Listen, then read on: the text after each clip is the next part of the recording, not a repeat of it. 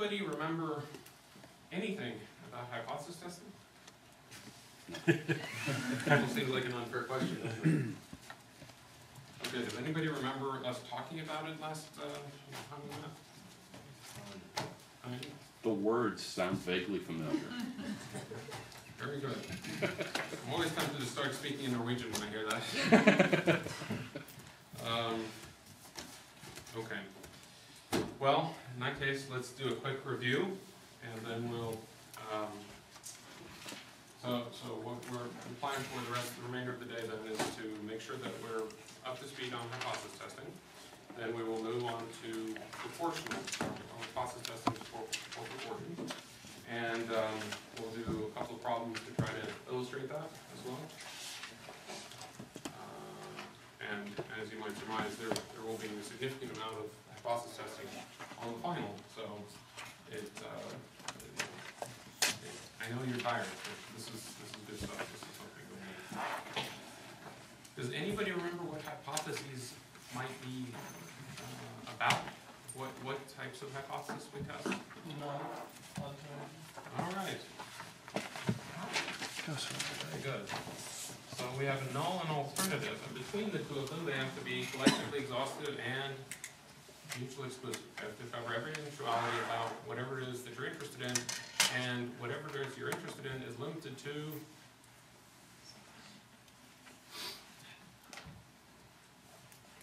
One or zero? good guess. I appreciate that. More than 30. Very good. Keep expecting somebody to say, increase your sample size too. Yeah.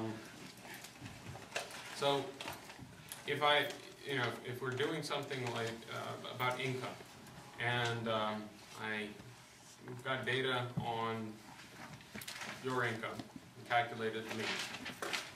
Would it make sense for me to create a hypothesis about that particular sample mean? No.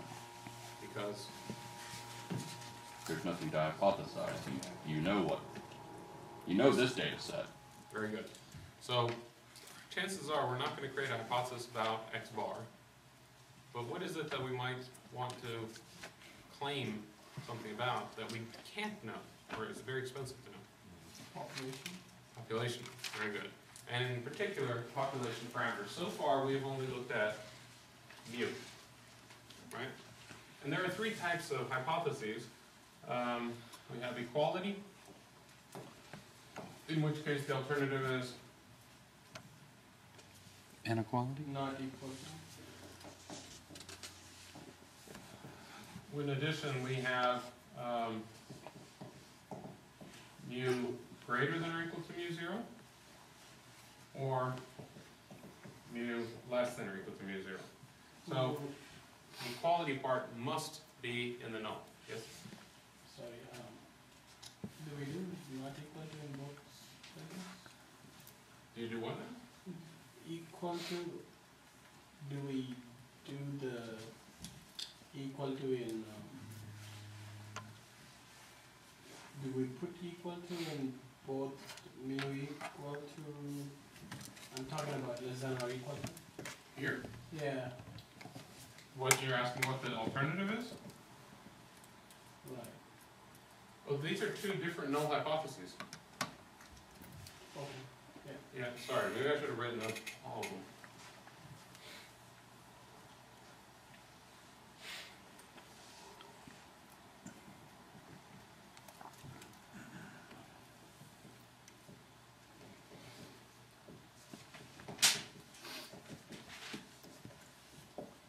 How's that? Okay, so let's look at one in particular. Let's actually let's not do that one. We'll deal with this one.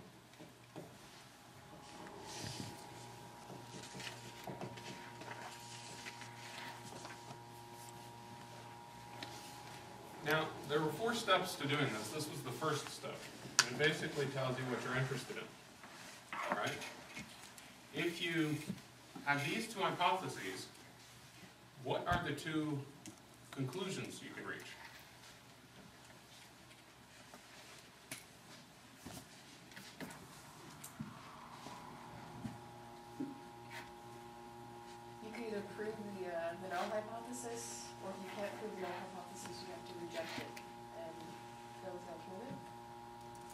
close. You can't really prove anything in statistics, so we don't want that, at least outside of mathematical statistics, which we're not dealing with. But you never ever assert that the null hypothesis is true. What you do is you either fail to conclude the null hypothesis is false, but fail to reject the null, or you reject the null hypothesis. Again, think back to your trial.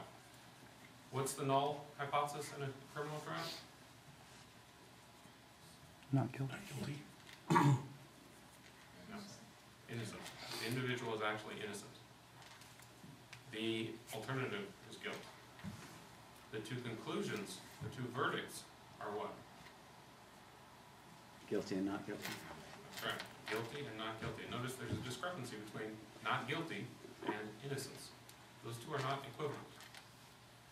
Guilty is the rejection of the null hypothesis of innocence and the conclusion that the individual is in fact guilty. It is a positive statement. Not guilty is a negative statement. And it means either that the individual is innocent or that there's insufficient evidence to conclude that the individual is guilty.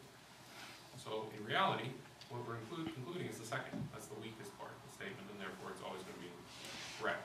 There's insufficient evidence to reject the null hypothesis. That is one of the two types of conclusions. There is sufficient evidence to reject the null hypothesis is the other conclusion. So in this case, what are the two conclusions? Or give me one of them. Mu is greater than 100. Mu is greater than 100. Good. That is then a rejection of the null hypothesis and the conclusion that the alternative is true. The other type of conclusion is to argue that there is insufficient evidence to conclude that mu is not less than or equal to 100. Now, under the null hypothesis, you have to have a distribution of what's called the test statistic. Now, the test statistic is there in order for us to ask ourselves, are we surprised? So, we need something that's related to mu, to the null hypothesis, and when we observe x bar, it's supposed to tell us, is this strange? For instance, if you test the null hypothesis that everybody here sleeps on average 2 hours a night, and you do a poll and you find that the average on your sleep is 5 hours a night, or 7 hours a night, but whatever. It would be surprising if the true average was 2 hours, right? And it would lead you to question whether or not the null hypothesis is true. So it's kind of a reverse way of thinking that many people struggle with at first. So under the null hypothesis, and we're going to have n greater than or equal to 30 because, well, why are we going to do that? Sample size. Normally it's great.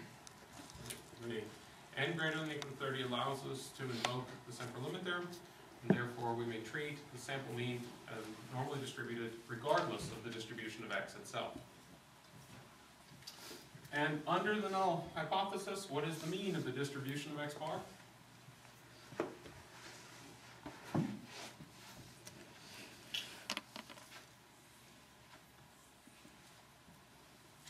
You choose the mean that makes it as difficult as possible to reject the null.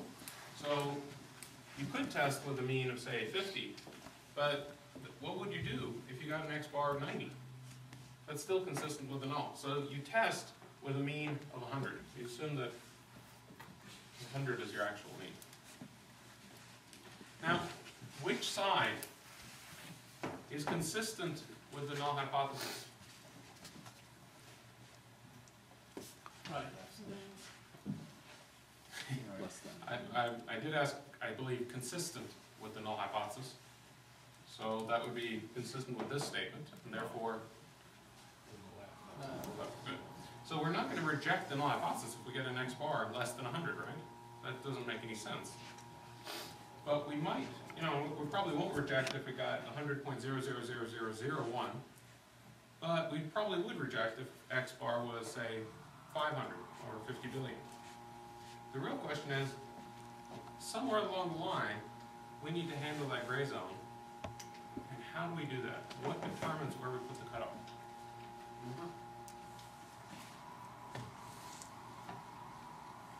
Confidence interval? What's What's that? Confidence interval? It's the, well, it's the significance level, so it's 1 minus the confidence level, and which we denote that as alpha. Now, what alpha does, it gives you a critical value. Let's, by default, alpha is usually 5%, which would give us, in this case, a critical value of 1.645. And therefore, a rejection region of 1.645 to positive infinity. In other words, if the standardized test statistic, which we calculate next, x bar minus mu 0 over S of the square root of n, is in the rejection region, then you reject the null hypothesis. So what that's saying is, if you get a test statistic that's large enough, you will reject the null hypothesis. Now, so remember, this point here and out. But in terms of v, And what is that point called again? this is the critical value. That's Now, one, if you get an x bar, so that you're in the rejection region, you're getting some test statistic that's straining the the credibility of the null, right? Okay. What is alpha? Or one step at a time, what is any area under a probability density function?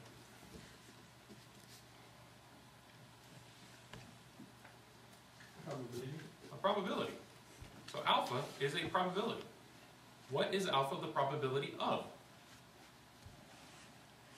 Failure. Failure? To what? Null hypothesis.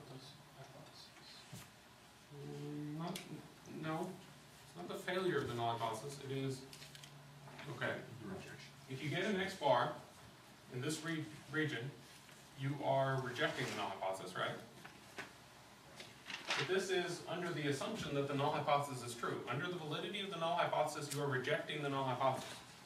Any recollection as to what that is? Okay, let's try this one step at a time. The null hypothesis is true. You fail to reject the null hypothesis. Problem?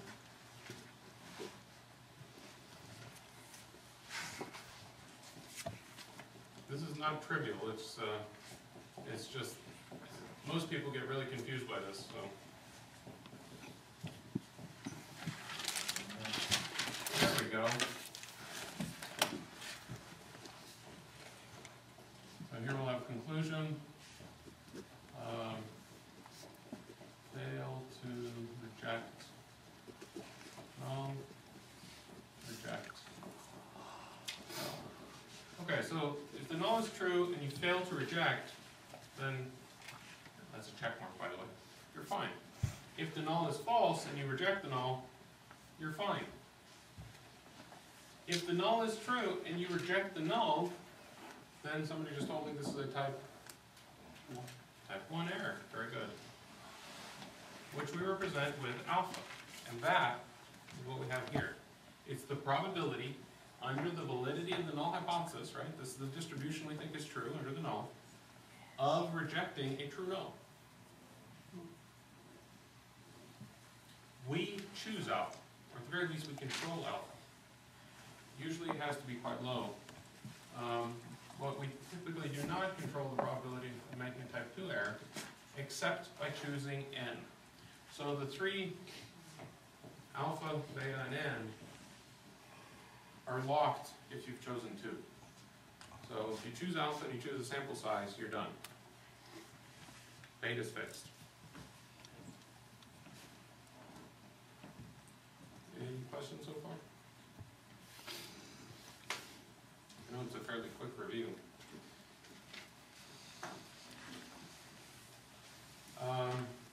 Well, just to have done it.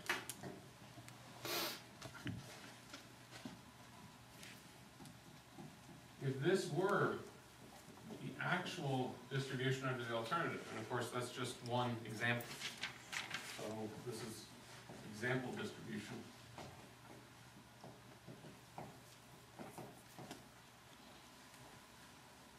Then in fact, so if this is the distribution that's actually working, what is this area?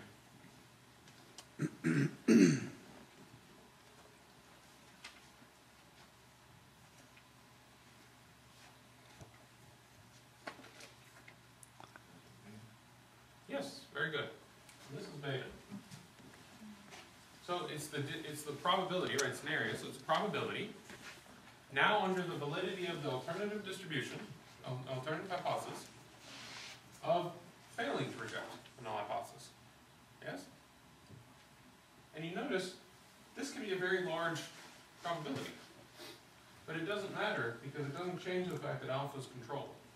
You choose your cutoff based on alpha, not beta. And that's particularly important when you're dealing with things like screening tests, or trials in fact. If there just isn't a lot of evidence, then the alternative hypothesis is going to be nearly indistinguishable from the null hypothesis. There is one way, however, to make both alpha and beta smaller. And that would be increase the sample size. Very good. So I know the picture is getting a little cluttered, or maybe a lot cluttered, but if you've got a test statistic here, would you reject or fail to reject? Is that in the rejection region? Fail to reject. You would fail to reject. Good. Whereas if you've got one out here, you would reject, right? Because now you're in the so let's call this sample 1 and this sample 2. Now, so far, and the traditional method focuses on the real number line. Let's now look at area under the curve to the right. So this is the probability, under the validity of the null hypothesis, of getting a test statistic as or more contradictory to the null hypothesis than the one you got. So you start here and you move that way. That's more contradictory.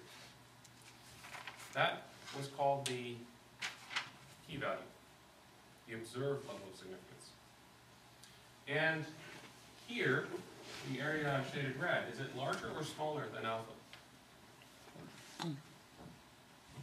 It's larger.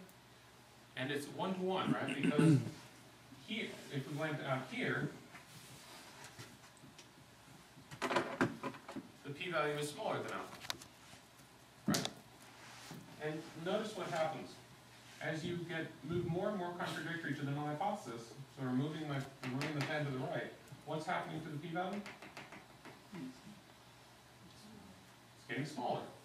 And in fact, it starts out larger than alpha, where we fail to reject the null. It's smaller and smaller and smaller until boom, the p-value is exactly equal to alpha, and that is when the test statistic is equal to the critical value. And as we keep moving, we get a smaller and smaller p-value as we get more and more contradictory test statistics, and we are in rejective the null hypothesis territory. So whether you use the p-value approach or you use the traditional approach, you will always get the same result. The one thing I would caution you against is try not to confuse the two, and people do all the time. Don't compare, don't tell me that, for instance, this test statistic is in alpha. Right? The test statistic would be in the rejection region. It's not going to be in alpha. Alpha is a probability. It's an area under the curve. It's very, very easy to get those confused, which is why we spend a lot of time on it. And I think that almost got us back to where we were, except for reviewing diagnostics. Okay, so last time we talked about the mean, and in fact, there's a even previous position where you have to be able to recognize whether you should be dealing with confidence intervals or hypothesis tests. But I'm going to assume that that's okay. And so we know we're in hypothesis testing territory. And the second question then is, how large is your sample size? If the sample size is greater than or equal to 30, you don't really need to worry too much about this, because all roads lead to Rome. You always get a z-score. And if you know sigma, you use that. If you don't, you estimate sigma using s, but regardless, you're good to go. If the sample size is smaller than 30, that's when we've got a problem. If you don't have an approximately normal parent population, you know, this is where you go straight to jail, don't pass go, et cetera, et cetera. You have to get more observations. There's no other solution. If you do have a parent population that's approximately normal, you're still not done. Because you have to then really ask yourself, do you know, say, the standard deviation of the parent population? And it's not entirely unrealistic that you might, for instance, in quality control problems. And if you do, then you're back into familiar territory, which is nice. So the only place that you could be led astray, and it's a complicated situation, right? Because you have smaller sample than 30, approximately normal parent population, but you don't know sigma. That's when you have to use S and T distribution. And that's the only time for hypothesis testing which use a T distribution, for hypothesis testing for a mean. How would the T show up in our example? How would the T distribution manifest itself?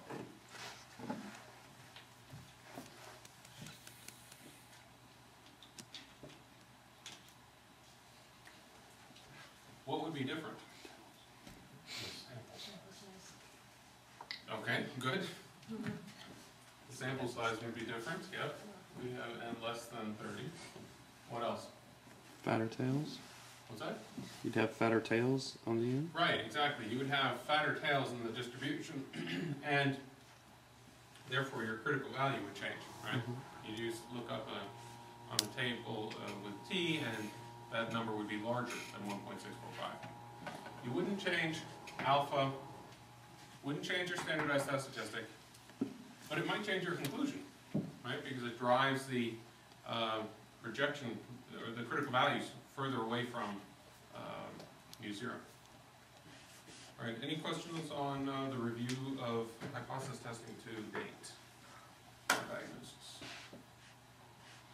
Okay, in that case, I think we're going to take a 10-minute break now, unless you really want that 7:15 break. And then we'll take another break